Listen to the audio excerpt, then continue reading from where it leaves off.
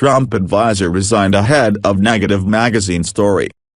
Billionaire investor Carl Icahn, who resigned Friday from an unpaid post as President Donald Trump's advisor on deregulation efforts, stepped down as The New Yorker was preparing to publish a lengthy article detailing Icahn's potential conflicts of interest and questioning the legality of his actions. Icahn said in a letter to Trump released Friday that he would resign to prevent partisan bickering about his role that Democrats suggested could benefit him financially. The resignation came just 3 days before The New Yorker was scheduled to post its story online and begin selling printed magazines on newsstands. In the story, the magazine points out potential conflicts and even possible criminal law violations involving obscure rules that require oil refineries to blend ethanol into gasoline. In his letter, Icahn wrote that he never had access to non-public information or profited from my position, nor do I believe that my role presented conflicts of interest. But The New Yorker wrote that in 2012,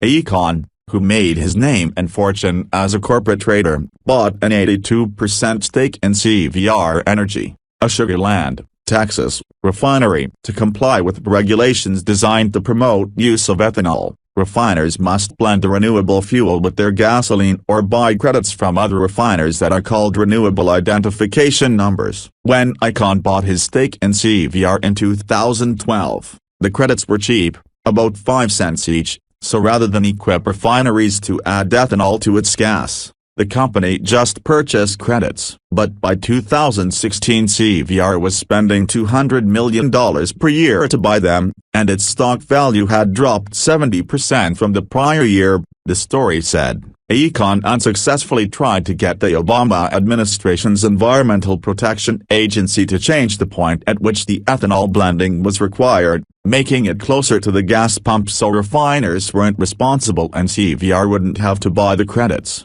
the magazine wrote. Several weeks after Trump's November victory, Icahn agreed to become special advisor to the president on regulatory reform, and CVR's stock nearly doubled in value on the expectation that the renewable fuels rule would be changed, the magazine wrote. On December 22, the day after Icahn was formally declared a White House advisor, the price of the credits dropped. Then, on February 27, news leaked that Icahn had struck a deal with the Renewable Fuels Association to change the ethanol blending requirement. That sent the price of credits down more, and it fell further when word leaked that an executive order on ethanol blending was imminent. Previously the Renewable Fuels Association had opposed any changes, the magazine said. The associations had later said he was told by Icahn that the blending point would be changed whether the association objected or not, so he agreed to take a deal to his board. Early in the year, CVR actually was selling renewable fuel credits, the magazine wrote. It was able to buy them later at a discount to meet federal requirements,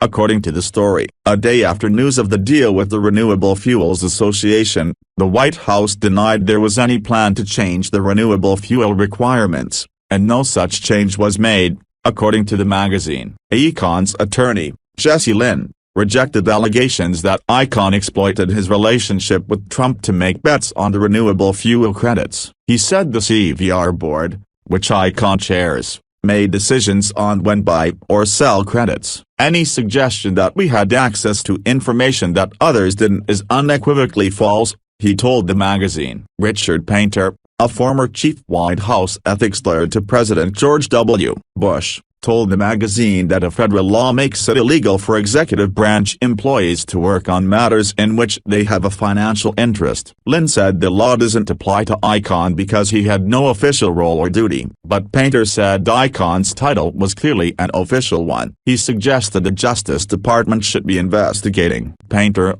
reached Saturday by the Associated Press, said Icahn faces potential legal exposure to insider trading laws as well as other fraud statutes if he took information from the White House or government in violation of any relationship or trust. Despite being unpaid, his job title as advisor to the president exposes him to possible legal action, Painter said. When you have a title like that, that's to the president, it's very hard to argue that you're not a government employee, Painter said.